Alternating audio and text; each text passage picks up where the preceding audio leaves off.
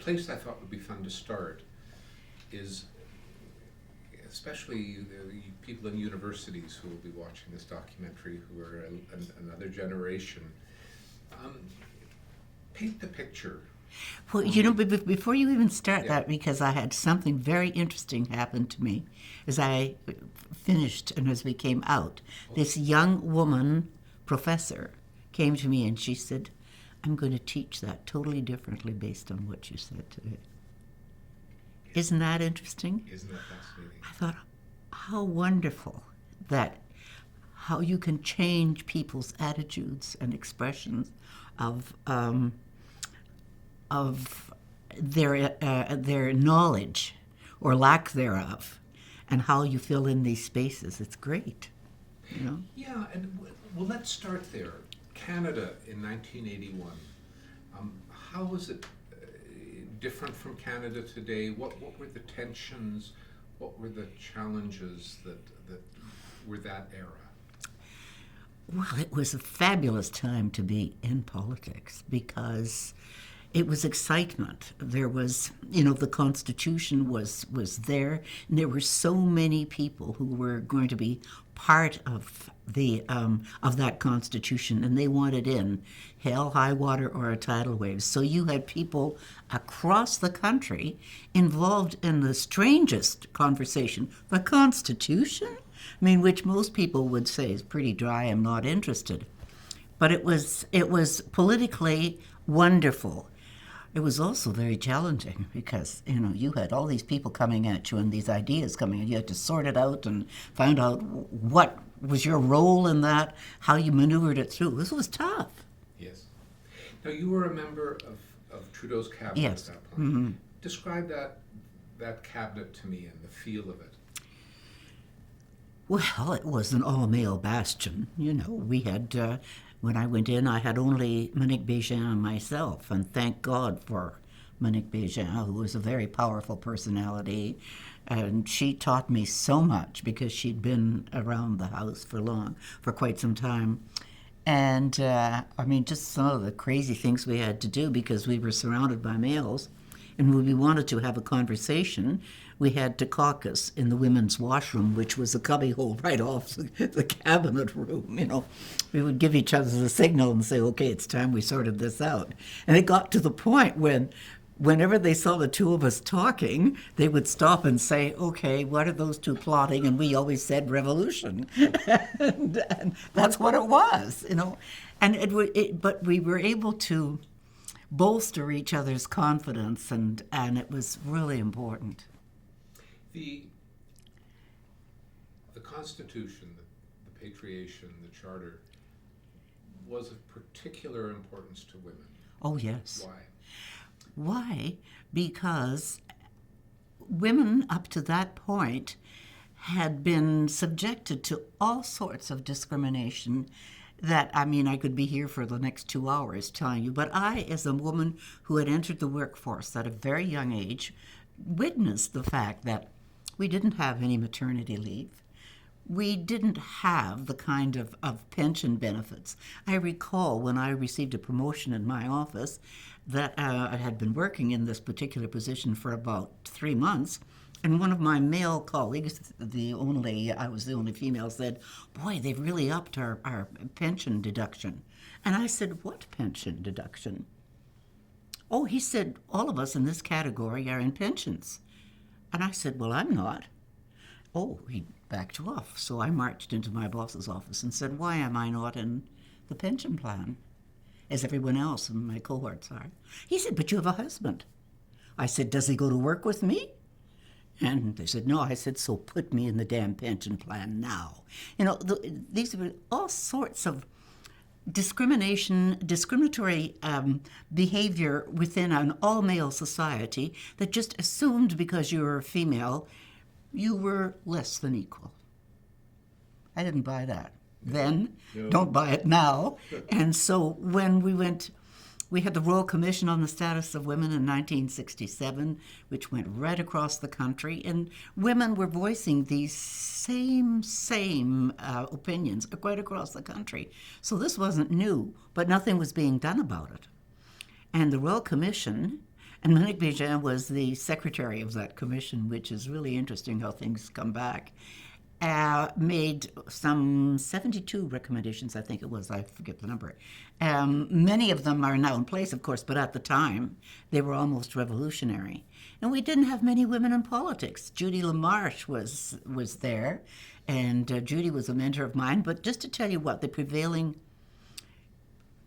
kind of thought was, I remember Judy, I had 2 small children at the time, and we were at a meeting, and she said, "And you, why aren't you running?" I said, "I have 2 small children and a job." She said, "Okay, babysitters are cheap."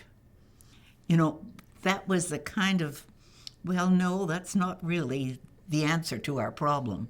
It's a more fundamental question than that. And so the stage had been set for some time. There was revolution brewing in the country, if you like. So by the time we came to the Constitution, it was clear that something had to be done to establish once and for all that you couldn't treat women the way they'd been treated. That simple. So it's sort of a door open. So much stemmed from the various components. It became a collective, if you like, of women across the country who were really involved in the whole conversation. And then it gelled when the constitutional talks began with a group of women lawyers, brilliant young women. I remember just sitting in awe of these people who went through all these hearings and went through the grilling of Senate committees, and where they were not always treated as well as they could be. And there was the National Action Committee, which was really strong at that time. And I remember the kind of disparaging remarks that took place within the male circles of politicians about these screaming women. And so it was very confrontational in many ways. But the women didn't back down. They just refused to back down. And my role in cabinet, when I became the minister responsible for the status of women, was clear to me that I had to defend these women. And not only defend them, but to take their issues forward and make sure that they happened.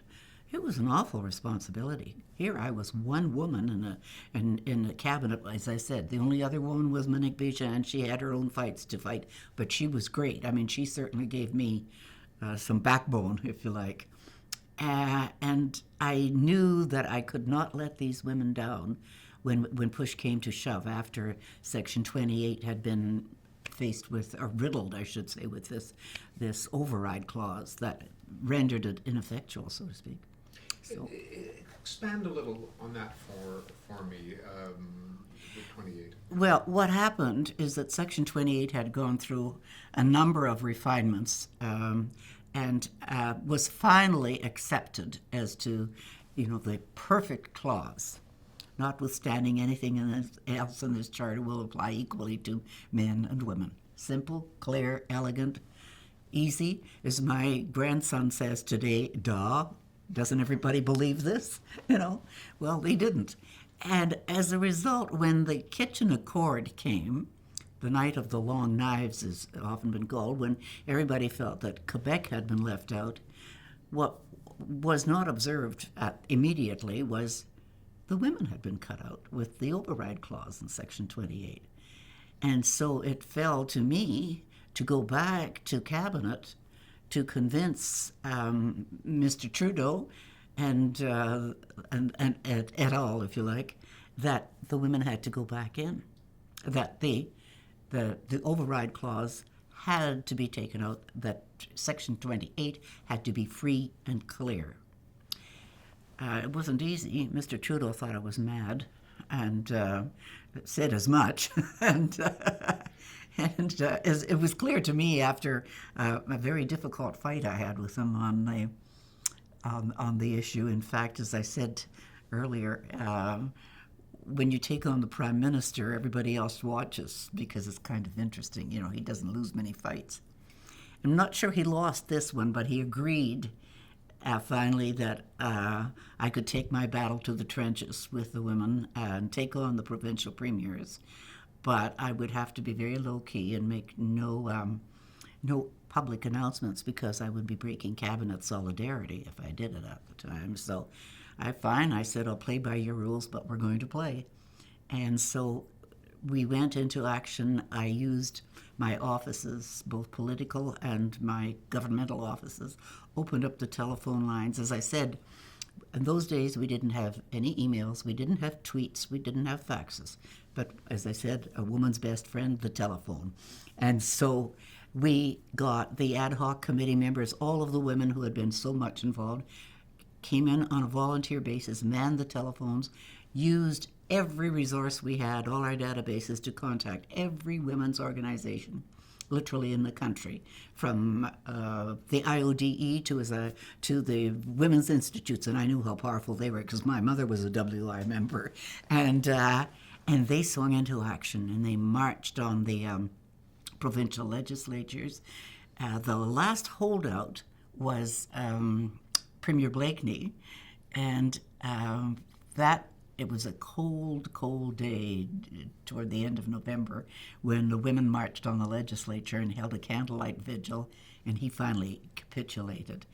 But even more important, and I think history will note that, and it may never happen again, was the non-partisanship in the House among the women. I say that I had not a heck of a lot of help in cabinet, with the exception of Monique, but I had in the House Pauline Jewett, and Flora MacDonald, and Margaret Mitchell, and they forgot the party. They left, well, I shouldn't say they forgot the party. They did not follow party line. They took on their caucuses and whipped those men into shape in their caucuses, took on their counterparts, their party counterparts in the provinces, and worked like the devil. So it was an incredible cooperative, nonpartisan movement that we had in the House that really turned the tide, too. We had to work inside, outside, and when I look upon it now, if you had to plan and coordinate such an effort in advance, you'd never succeed. It was spontaneous. It was like a spontaneous combustion. Everybody came on board, and there wasn't a woman in the country, with the exception of one small fringe group that I was somewhat worried about, called Real Women, because they brought in some of their own rather strange views into it, but they weren't really a force at the time. And so the women of the country were just, am I equal? I remember this one woman, Newfoundland, they were organizing a march in Newfoundland, and I happened to be on the telephone when she was there. She says, I don't know where the legislature is, but I'll find it and I'll be there. It was that kind of thing that was just wonderful. So it really was an unusual and special time in Canadian politics for me as the minister responsible for the status of women, but for the women of Canada too. Yeah. Now you said, when you took it to Trudeau, he thought you were mad. To us today, it seems so clear. Absolutely. But what in his makeup made him feel that way? Well, the fact, as he pointed out, it was in the original charter, which was presented to the provincial premiers. And as he said, we didn't take it out. The premiers did, which was absolutely true. He said it wasn't our fault that we didn't do it. Well, I don't know how hard they fought inside to keep it, but that's not where I was at the moment. I said, well, then we'll convince the premiers that they're wrong and they'll have to reinstate the clause. Clear. And that's when he said to me, I remember him saying, you, Judy, are going to convince the premiers of something that we couldn't do? And I swallowed hard and said, not me, Prime Minister, the women of Canada. I was supremely confident that we could take them on. Mm-hmm. You don't know where that confidence comes from, but sometime Emily Murphy said if she has the choice between fleeing or fighting, she'll fight. And I said she was one of the famous five. And so I followed her lead and said, okay, I'll fight. And it wasn't I'll fight, it's we'll fight. And that's what happened. It was great. Yeah, her office was just down the street here. Really? Oh, yeah. Yeah. Just Well, down all those women from Alberta were the one. Well, Nellie McClung was Manitoba originally, but she came to Alberta. They were remarkable women, and you know, the first premier to sign on to reinstate Section 28 was Mr. Lloyd, and I'm certain that he was aware of the history of the famous five, and he and the Ontario Premier Bill Davis were the first two to climb aboard. But it's significant again what a role Alberta played in that whole issue.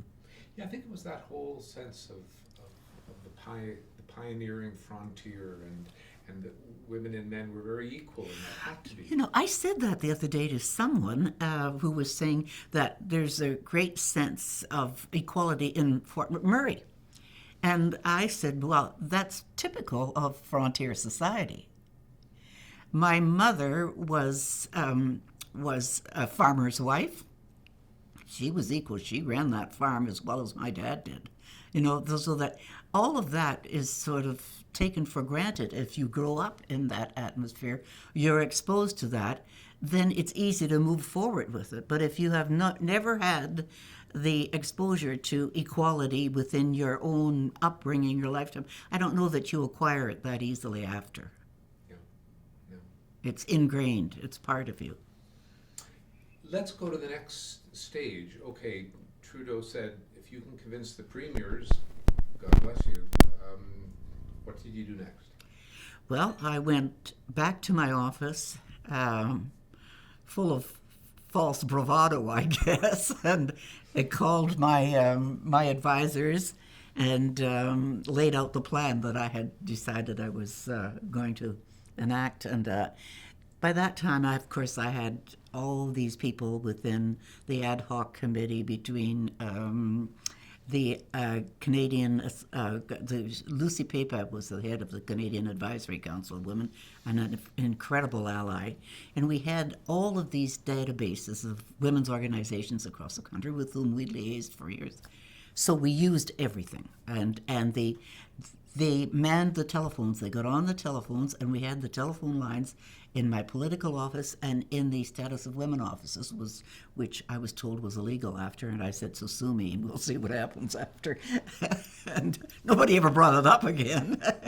and so we made telephone calls 24 hours a day because of the time zones and all the activities, and coordinated the movement across the country. And it was very intense because we couldn't let up the pressure. They had to call those premiers. And that's when Flora and Pauline Jewett were so useful too, because I called Flora and said, we can't find John Buchanan. And she said, never mind, I'll find him. He used to go out with my sister. He just confirmed that today too. And she found him in New York City, and she said, and he confirmed that, harangued him and said, okay, put it back in. And, so we had, it was an amazing time for the kinds of funny things that happened and the way things fell into place. But it could only happen with that kind of effort and coordination that was, again, spontaneous. Give me a job, I'll do it. Don't ask questions, we'll do it. Why had the premiers taken it out? I still don't know. We'll hear perhaps later on. I don't think they were really paying attention.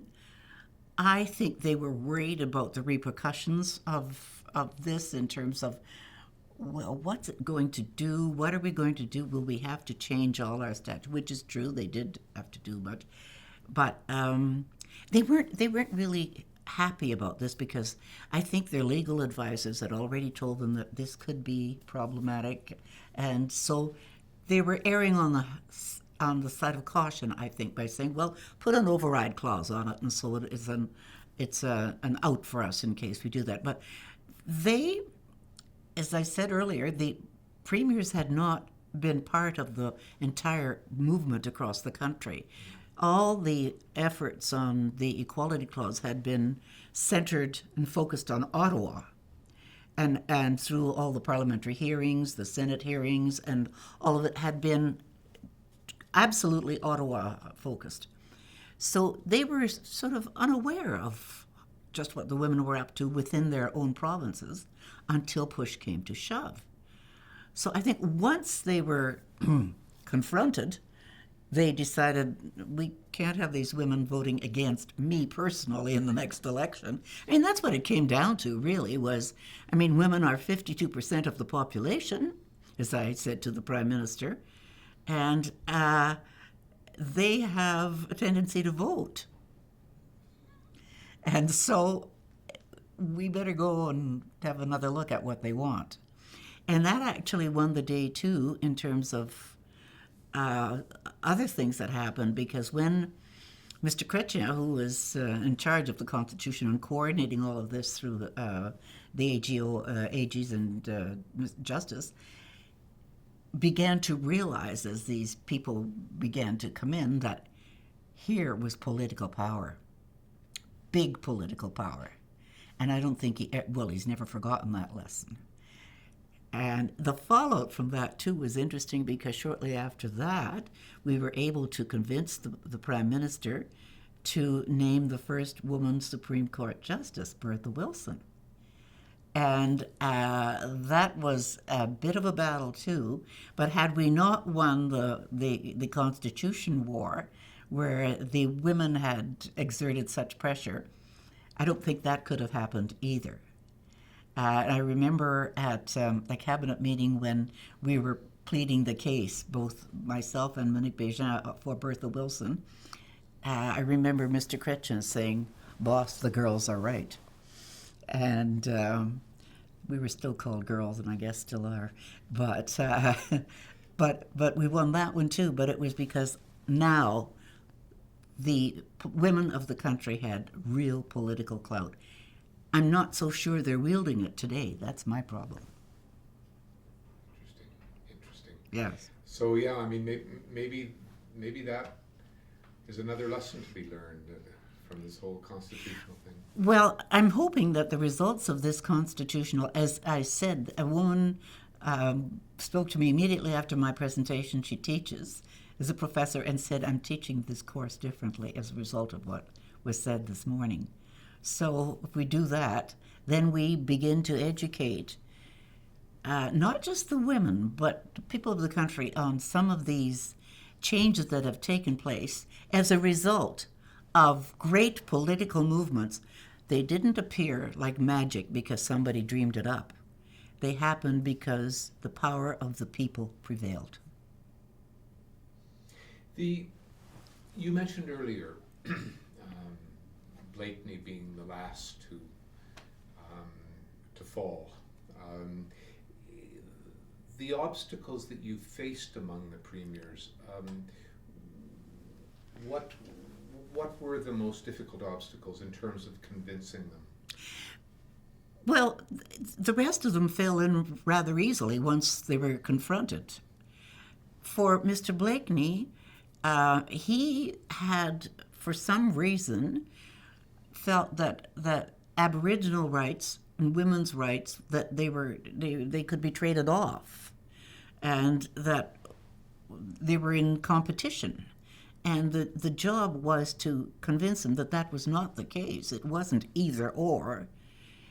And as I said at one time, 52% of the Aboriginal population is female. So this absolutely applies to Aboriginal women, even more so because even today Aboriginal women have not established true equality within their own regulations, rules, statutes. It's very sad to me that this has not happened. There's still much work to be done. So that was basically the biggest obstacle. But the rest of them, I think, in many cases, it was an oversight. They hadn't paid any attention to it. They just don't pay any attention to women, that's all. The girls. Your phrase, "there's still much work to be done." Let's talk a little bit about that. What do you sense needs to be done now? Well, I sense very much that young women today and young men take the equality clause for granted. They don't know that the reason all these young women can get into law school, into medical school, they don't know that maternity benefits and all these pension benefits, all of these things have flowed from the Charter. Someone asked today, how many challenges to the Charter have been? There haven't been that many. It's because the system has already adjusted in so many ways to it. But the issue of childcare is still unresolved. We came very close a couple of years ago, but and until the issue of childcare is truly, truly resolved, women are still the principal caregivers in the family, and that's the principal problem for them in terms of being able to fulfill their career obligations. And it's hanging out there, and I don't see any political movement to resolve it at this time. I think it's still very divisive among women as well, but I think there is a certain unanimity in saying it ain't fixed yet. So that's one of the big ones, one of the big obstacles that's out there yet. Yeah, it's funny how, as you said earlier, 1981, that was in a sense a different era, that you need that sort of support that is just coming from the grassroots. It seems to me that we've gone back to being more fragmented or cocooned or whatever the right phrase is. You're absolutely right. I think part of it is also, at the risk of going out on a limb, there's a kind of me firstism. I'll look after myself, thanks. And we're not as closely related to each other in terms of changing society or making it better for someone else. I think a good example is someone asked me, why did you fight for all of those things? You never had them. And I said, precisely. That's why. When you see something's wrong, you try to fix it. And isn't that why you go into public life? You're not there to maintain status quo if status quo is wrong. And it was very wrong at the time, and much is very wrong today. And I regret very much that we don't have a united front as women on the issue of childcare, for instance. And we don't have the kind of non-partisanship regarding women in the House of Commons. That doesn't exist. So there are many parts missing today that were there back in the 80s. It may change. One can only hope. When you mention nonpartisanship in the House, Flora, for example, what about Joe Clark? What did you think of where he stood? Oh, he was great. Joe was great. Of course, he had a great feminist, has a great feminist wife, and Maureen was part of the women's movement in the background as well, too. So no, Joe was on board right from the get-go and made his position very clear in the House. I suspect he was highly influenced by Flora as well, but he was there right from the beginning. And so was Ed Broadbent to a degree, and I think we have to give Pauline Jewett credit for that as well. These women were very powerful in their caucuses, extremely powerful. And when I look back now, I think of, Monique Bégin was an extremely powerful woman in our caucus. And yet we don't seem to see that power coming today and yet we have a much greater number of women in the House. I mean, the critical mass of women in the House has grown, but somehow the political power has not come forward. Yeah, and I wonder that this whole partisan versus non-partisan issue, I mean, it maybe have something to do with it. I don't know. It may, and there's, I guess, we go back to, is there unanimity on what we want as women? And I'm also very concerned that today's young women, I'm the mother of two professional women, and so I see they're working so hard in their professions and balancing work and family they haven't time to go out and do the political rattling of the cage, so to speak. And maybe they will when they get back to the age of those of us who have a little bit of time to go out and do battle again. But they're very, very, the pressure on young women today is intense, especially those who are, as I said, managing a career and a family and trying to get it all done and be super moms. Tough, very tough. Very tough. Thank you so much. Oh, you're welcome. It was really fun. Oh, it was, wasn't it? Yeah, yeah.